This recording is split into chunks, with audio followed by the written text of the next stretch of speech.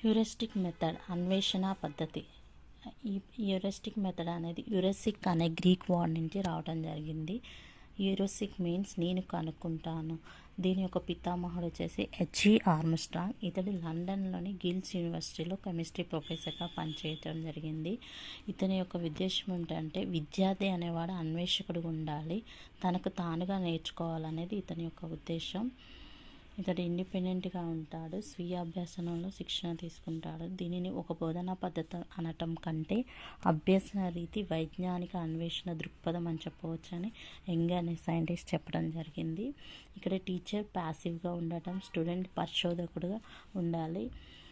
సోపానాలు బోధించే విషయం, ఇందులో ఉన్న ప్రాబ్లమ్స్ ఏంటనేది విద్యార్థి తెలుసుకోవాలి. సూచనా పత్రాలను ప్రిపేర్ చేసుకోవాలి అండ్ ఫలితాలను రికార్డ్ చేసుకొని టీచర్ని సంప్రదించి మళ్ళీ ప్రయోగాలు చేస్తూ ఉండాలి.